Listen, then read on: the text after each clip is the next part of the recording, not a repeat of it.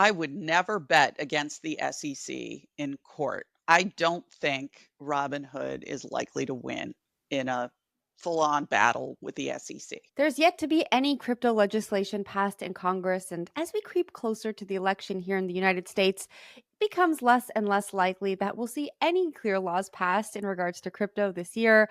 All of this while the cop on the beat, the SEC, continues to regulate by enforcement.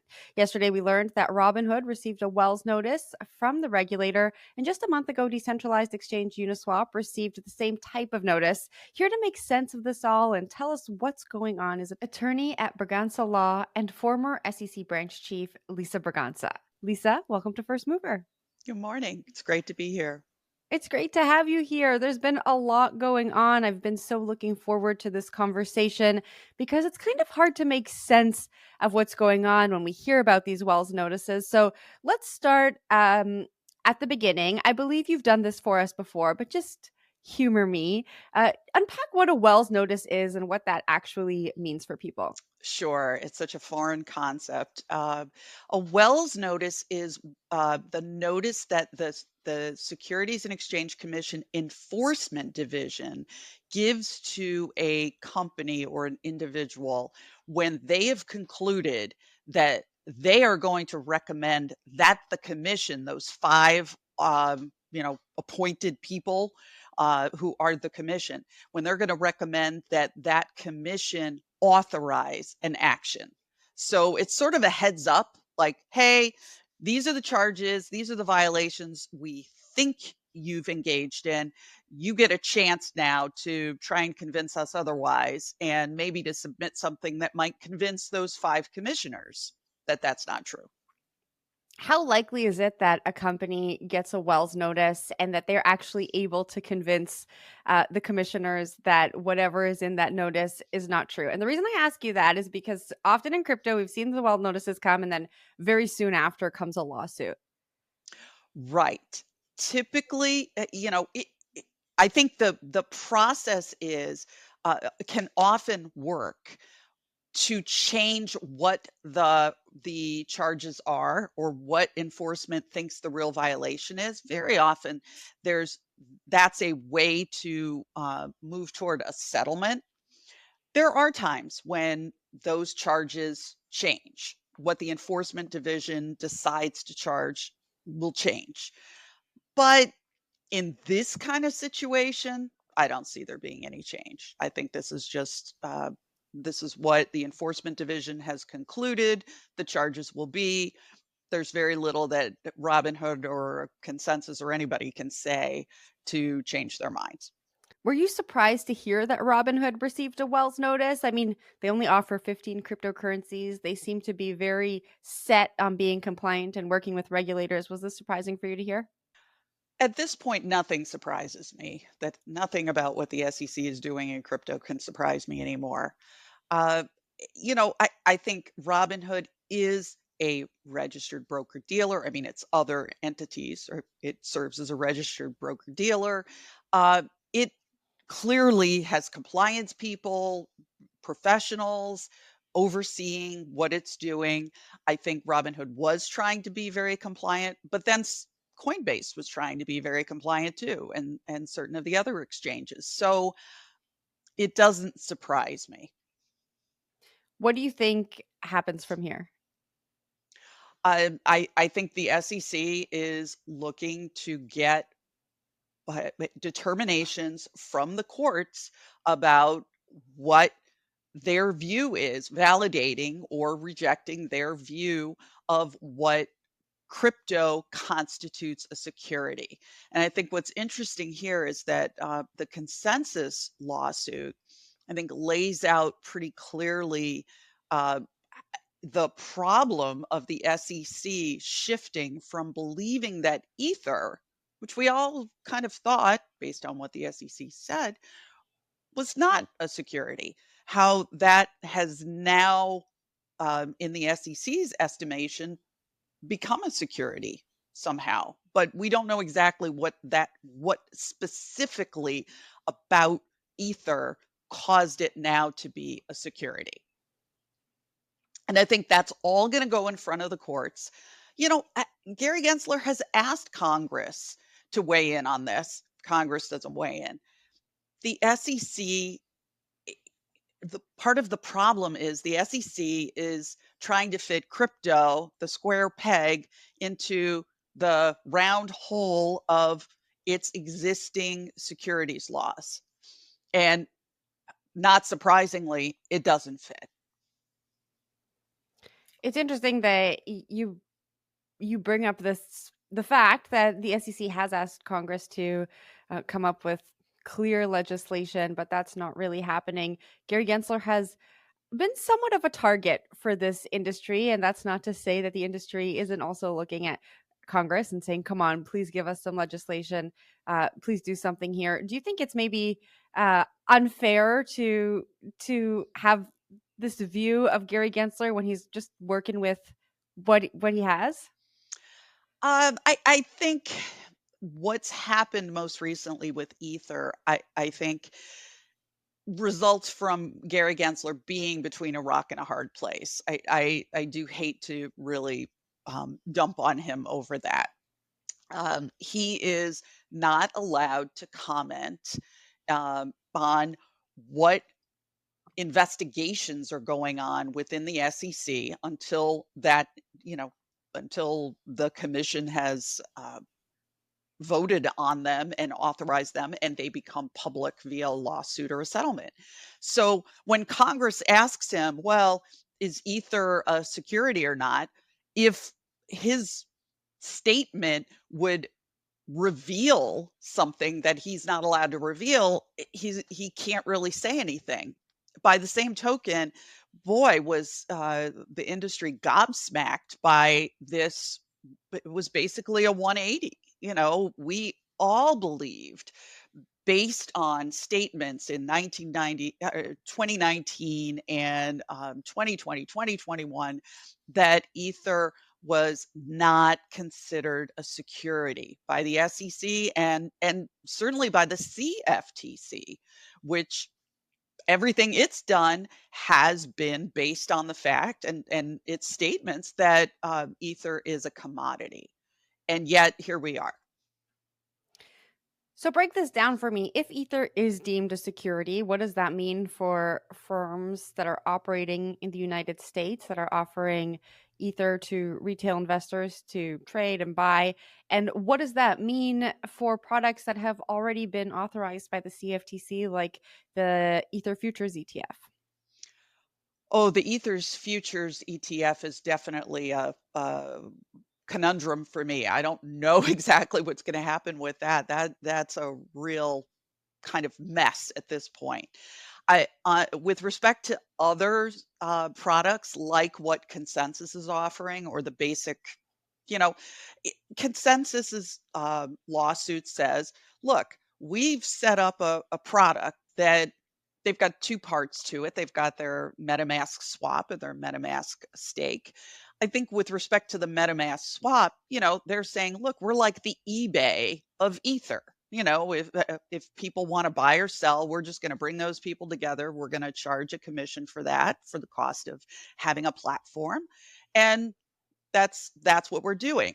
Unfortunately, if the thing that you're selling on eBay is a security, you now have turned into a brokerage firm that the SEC regulates and will shut down if you're not complying with their regulation.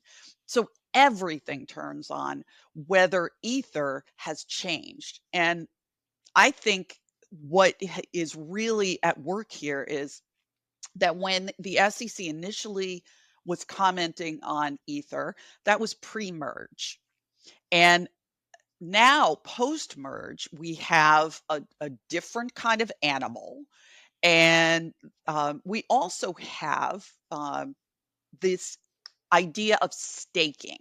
This MetaMask staking is something that, the SEC has gone after otherwise. They have brought other cases and they just don't like staking. Staking is like a co-op. And everybody puts their stuff together and then we're all gonna our fortunes will all rise and fall together. Somebody is kind of managing that staking pool. And whether it's a piece of software that's managing it or it's a person, that doesn't make a difference, I think, to the SEC. And I think to the community, it does. But to the SEC, it doesn't. A bunch of people have gotten together, they have put their assets, they've put their ether into a pool. And that then turns it into something that under the Howey test, which I know that your listeners have heard many, many times, that now turns those orange groves into a security, turns the ether into a security. Yeah, it feels very it just feels like, wow, I wish that there could be legislation and I wish that we didn't have to talk about this all the time. It's like, we talk about the Howey test, we talk about applying it so often on the show, and it feels like we're getting nowhere. So we have Consensus that is suing the SEC. The SEC has issued Wells notices to Robinhood and Uniswap, two very different entities, right? Uniswap is a decentralized exchange, Robinhood is a centralized exchange. Do these factors actually make a difference when we're looking at um, applying applying the laws that currently exist? Does it matter if something is centralized or decentralized in the eyes of the law? At this point, I don't think so. I think if a decentralized exchange is used to facilitate staking, I think it's the staking itself that the SEC is going to go after. I'm not convinced. I did think previously that centralized versus decentralized might matter because who is the SEC going to go after? There's no Mr. Bitcoin or Ms. Bitcoin that they can bring an action against. But they have done that. They have kind of just named a platform or named participants, not specific like control participants, but so I don't think the fact that it's decentralized is going to matter. And I think a lot of what is driving the SEC rethinking this is the discussions about AI. We can't have AI sort of stepping in and taking the place of the person. So, if we have software that's really AI or it's just programs running on the blockchain, uh, that can't be used to get around this idea that when people pool assets and then have something or somebody manage them and generate revenues from them, that isn't a security. Oh, that's really interesting. I haven't thought about the introduction of AI. So what you're saying is maybe they're trying to nip this in the bud, get some kind of clarity in the courts if they're not getting it from Congress, so that before things become autonomous and it's harder to pinpoint centralized points in these ecosystems, there there's some kind of precedent set. Is that what you're saying? I just think it's changing the way they're thinking, because what happens if you have, the SEC regulates investment advisors and brokers. Well, investment advisors make decisions and exercise discretion over an account. Well, what if you have an AI program doing that? Well, who's responsible for those investment recommendations and rebalancing and all of that? And what happens when it all goes wrong? I think the SEC would look at that and say, "Wait a minute, we want to hold somebody responsible. We can't just have somebody turning loose this AI program that does investment management for people that acts as an investment advisor and then have nobody to go after." So here, I think staking is really the lightning rod. I think that is what has brought the SEC back to, and we've moved away. Initially, Ethereum was a proof of work network, and that was just like Bitcoin, proof of work. Now, after the merge, it's become more proof of stake. Well, that's a problem. Proof of work, while it's very energy intensive and, is not something that I think people love at this point. Um, Proof of stake is very much like a co-op.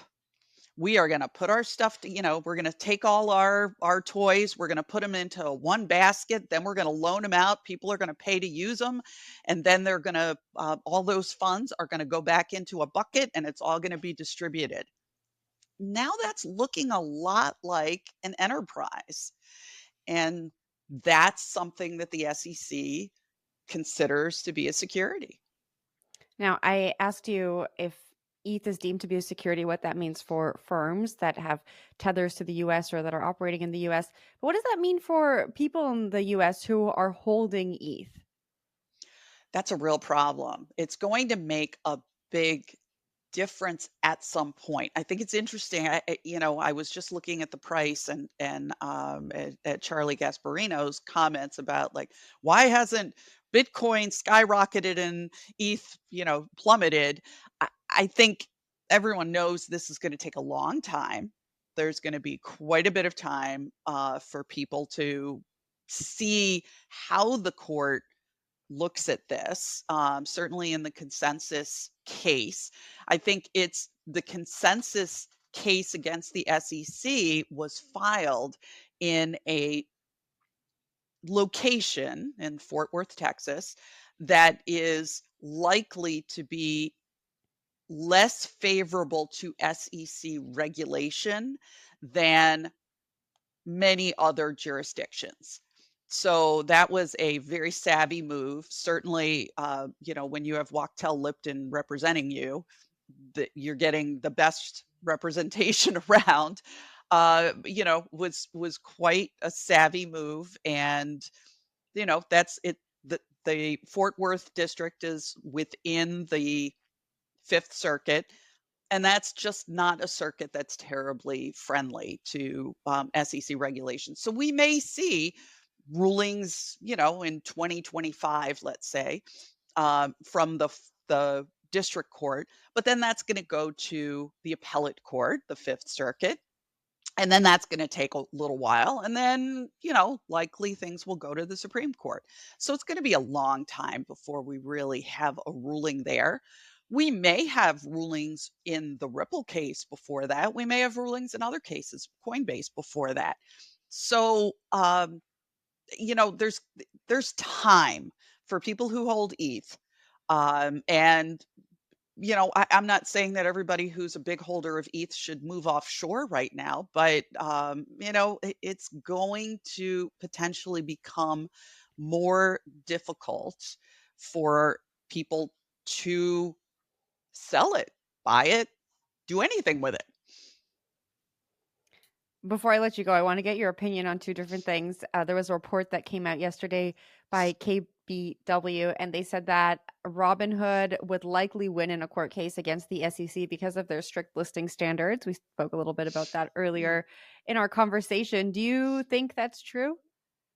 I As a rule, I don't bet against the SEC. They are wrong sometimes. They have made some significant mistakes. And also, they will abide by whatever the court says. So, I think to the extent that they're not sure, the court could provide clarity. But I don't know that just the fact that Robinhood has strict standards is going to be enough. If the SEC has very clearly said, at least for the last since 2019, they've been very clear that the only two digital coins that they considered to be outside the realm of a security were Bitcoin and Ether. And so if you're listing something other than that, I think you've been on notice that you have a risky proposition. And I think I know the answer to this one, but humor me. Do you think there's going to be an approval for a spot Ether ETF soon? How could there possibly be? don't think so. It's really quite puzzling, and I don't know what's gonna happen with, the existing, ETFs or not ETFs, ETPs that are out there. I just don't know.